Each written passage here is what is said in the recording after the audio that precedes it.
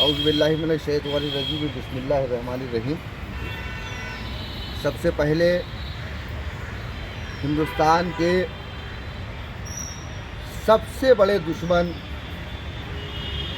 एक बदबख्त आतंकवादी जिसका नाम मुल्ला आसिफ अशरफ जलाली है, इसकी ज़ात पर इस्तग़फ़ार पढ़ते हुए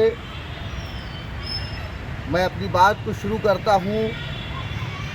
अमूमन मेरी आदत नहीं है कि मैं किसी के लिए या हमारा संगठन किसी के लिए ऐसे लफ्ज़ों का, ऐसे जुमलों का इस्तेमाल करे जिससे किसी को दुश्वारी पैदा होती हो, लेकिन ये हमारे बुज़ुर्गों का वतीरा रहा है, ये हमारे बुज़ुर्गों की परंपरा रही है, ये शहीद मजनू शाह मलंग मदारी की परंपरा रही है, ये हाजी इमदादुल्लाह मुहाजिर मक्की रहमतुल्लाह अलैह की परंपरा रही है, अल्लामा फज़ल खैराबादी की परंपरा रही है, अशफाकुल्लाह खां की परंपरा रही है, राम प्रसाद बिस्मिल की परंपरा रही है, हमारे राष्ट्रपिता महात्मा मोहनदास करमचंद गांधी की परंपरा रही है कि जब बात देश के मान और सम्मान की आती है, जब बात भारत की संप्रभुता की आती है, तब हम अपनी भाषा को उसी प्रकार प्रयोग करते हैं जैसे युद्ध में किसी शत्रु के लिए कोई सैनिक प्रयोग करता है। आज हम किसी सभा में नहीं खड़े हैं, आज हम एक युद्ध के मैदान में खड़े हुए हैं। आज हम ललकार रहे हैं लाहौर के उस गुंडे को, ताजबाग के गुंडे आसिफ अशरफ जलाली को। आज बता देना चाहते हैं कि आज हिंदुस्तान का मुसलमान तेरे हिंदुस्तान के खिलाफ दिए गए फतवे पर थूक रहा है। आसिफ अशरफ जलाली, जा पहले थोड़ा सा इल्म और हासिल कर जा करके। तुझे पता नहीं कि तूने जो फतवा दिया है उस सारे फतवे का एक एक लफ्ज़ का मुताला किया गया है। तूने दुनियाए इस्लाम को गुमराह करने के लिए जिस तरीके से झूठे हवालों को दर्ज किया है, जिस तरीके की तूने ज़बान इस्तेमाल की है, तूने पैगंबर इस्लाम हज़रत मोहम्मद मुस्तफ़ा सल्लल्लाहु ताला अलैहि वसल्लम की तालीमात को बदनाम करने का काम किया है। तूने जिहाद के नाम पर हिंदुस्तान में जिस तरह से अराजकता फैलाने की बात की है, वो इस्लाम की तालीम ही नहीं है। जिस तरीके से तूने मनगढ़ंत हदीसों को अपने फतवों में जोड़ा है, वो हदीसें वो हिंदुस्तान के ऊपर लाई ही नहीं करती हैं। तो तुझे पता होना चाहिए, क्योंकि तेरे मुल्क में तो लोकतंत्र नाम की कोई चीज़ ही नहीं है। किराए पर पलने वाले तुम लोग, अमेरिका और सऊदी अरब की खैरात और ज़कात पर पलने वाले तुम लोग क्या जानो कि लोकतंत्र क्या होता है, तुम लोग क्या जानो कि जमहूरियत क्या होती है। जिंदाबाद जिंदाबाद। संविधान सभा का गठन होने के बाद 26 नवंबर 1949 को जब संविधान कंप्लीट हुआ और 26 जनवरी 1950 को जब संविधान लागू किया गया, तो उस संविधान को बनाने वाली संविधान सभा जो बनाई गई थी वो पूरी तरीके से लोकतांत्रिक नियमों पर और लोकतांत्रिक मूल्यों पर आधारित थी।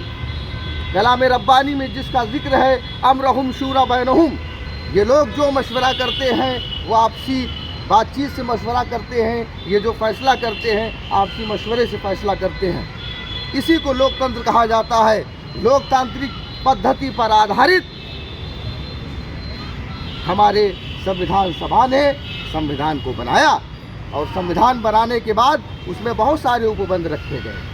साथियों, एक बात मैं बता देना चाहता हूँ कि मुल्ला आसिफ अशरफ जलाली के हिंदुस्तान में बैठे हुए जो चाटुकार हैं, जो चमचे हैं, जो चेले हैं, जो उसकी नाजायज़ औलादे हैं, जो इल्ज़ाम लगाती हैं सूफी खान का एसोसिएशन के ऊपर और हमारे ऊपर कि हम लोग किसी पार्टी के और किसी संगठन के साथ जुड़े हुए हैं, तो उन्हें बता देना चाहता हूं कि आज हमारी तादाद को देख करके आप अंदाज़ा लगा लीजिए, ना तो हम किसी के स्पॉन्सर्ड हैं, न किसी के प्रायोजित हैं। हम हिंदुस्तान के लोग हैं, हिंदुस्तान की बात करने के लिए यहाँ पर इकट्ठा हुए हैं। हमारा मंतव्य, हमारा उद्देश्य हमारा मुल्क है। जो मूल बात थी वो ये थी कि जब हमारे देश का संविधान लागू हुआ तो संविधान में बहुत सारी चीज़ों को रखा गया। संविधान सभा जब बनाई गई तो संविधान में जम्मू कश्मीर को जब शामिल किया गया तो धारा 370 उसमें रखी गई थी। धारा 370 में कुछ विशेष प्रावधान थे जो जम्मू कश्मीर को विशेष अधिकार देते थे, और साथ ही इसमें ये उल्लेख किया गया था कि जब भी लोकतंत्र सुदृढ़ हो जाएगा, भारत की सरकारें जब जो है पूरी तरीके से स्थापित हो जाएंगी तो 370 को हटा दिया जाएगा। ये अस्थायी उपबंध था। तमाम सरकारें आई, प्रयास हुए, नहीं हो पाए, एक सरकार ने उसको हटा दिया। धारा 370 हटाई गई। हमारे यहाँ हटाने का भी लोकतांत्रिक विरोध किया गया। लोगों ने शांतिपूर्वक तरीके से विरोध किया, कश्मीर के लोगों ने विरोध किया, कश्मीर से संबंधित लोगों ने विरोध किया, अन्य विपक्षी दलों ने विरोध किया। लेकिन चूंकि ये हमारे यहाँ का हिस्सा था, हमने हमारे देश के लोगों ने अपने हिसाब से उसको स्वीकार किया। धारा 370 हटा दी गई। मुल्ला आसिफ जलाली, तेरे पेट में क्यों दर्द होता है? हिंदुस्तान के आंतरिक मसलों में क्या होता है? हम 370 हटाते हैं या लगाते हैं, ये हमारे यहाँ की सरकारों का काम है। तू इस बिना पर झूठा प्रचार करके, तू ये कह करके कि कश्मीर में लाखों लोग मार दिए गए हैं और वहाँ इस्लाम में खतरे में है, ये कह करके तू लोगों को भड़काएगा और भड़का करके तू लोगों को कश्मीर में जिहाद करने का फतवा देगा, तू भारत में हिंसा करने का फतवा देगा। तुझको और तेरे फतवों को हिंदुस्तान का मुसलमान, हिंदुस्तान का वफादार मुसलमान न कल पसंद करता था, न आज पसंद करता है और न कल कभी पसंद करेगा। तेरे जो चंद गद्दार, तेरे भड़काऊ भाषण। साथियों, एक बात और मैं बता देना चाहता हूँ कि अशरफ आसिफ जलाली का हम लोग विरोध क्यों करते हैं। अभी 2019 में केंद्र सरकार एक बिल लेकर के आई थी, सिटीजन अमेंडमेंट बिल, जो बाद में CAA बन गया। हमारे देश में तमाम लोगों ने उसका विरोध किया और प्रत्येक नागरिक को अपना विरोध करने का अधिकार है और हमारे संविधान इसको अधिकार देता है। लोग विरोध करते हैं, लेकिन इस व्यक्ति के द्वारा पाकिस्तान में बैठ करके वीडियो वायरल कराए गए और कहा गया ये CAA ही नहीं है, ये NRC है और इससे हिंदुस्तान के मुसलमानों को हिंदुस्तान से बाहर कर दिया जाएगा। इस तरीके से इसने मिसगाइड किया हिंदुस्तान के मुसलमानों को, और इसके साइबर सेल ने और इसके जो साइबर स्लीपर सेल है और सोशल मीडिया के जो लोग हैं, इन लोगों ने इसको आगे बढ़ाने का काम किया, जिससे देश में अराजकता फैली।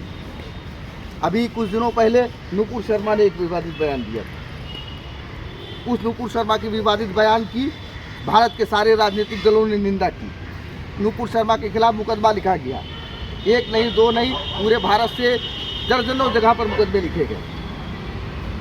सुप्रीम कोर्ट में रिलीफ लेने के लिए जब नुपुर शर्मा गई तो उनको सुप्रीम कोर्ट ने रिलीफ देने के लिए मना कर दिया।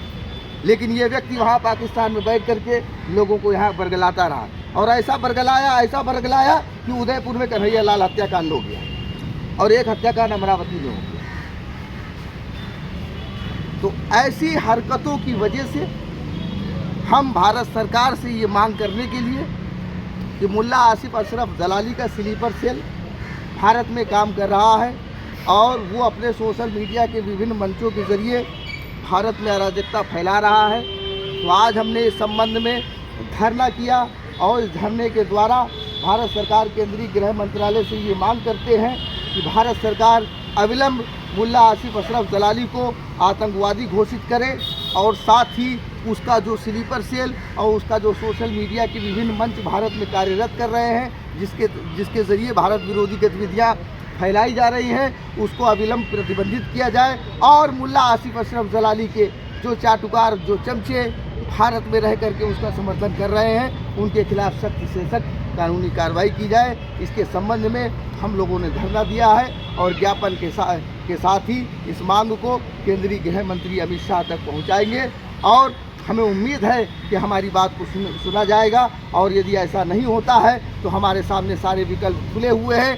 सारा देश देख चुका है, सारा देश जानता है कि हम लोगों ने जिस तर्ज पर PFI के खिलाफ राष्ट्रीय स्तर पर आंदोलन किया था, मुल्ला आसिफ अशरफ जलाली को आतंकवादी घोषित कराने के लिए और उसके भारत में बैठे हुए पिट्ठुओं को, चमचों को सजा दिलाने के लिए हम पूरे भारत की सड़कों पर उतर करके आंदोलन करेंगे।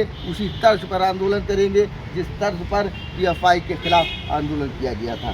धन्यवाद। अस्सलाम वालेकुम रहमतुल्लाहि ताला व बरकातहू।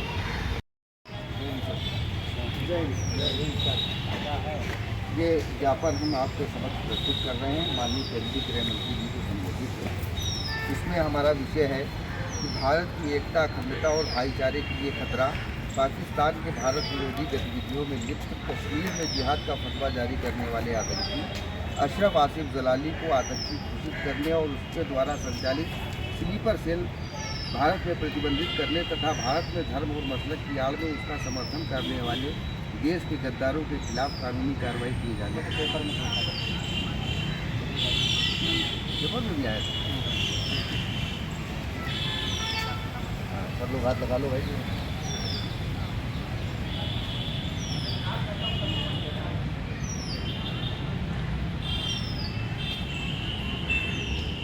बहुत बहुत धन्यवाद,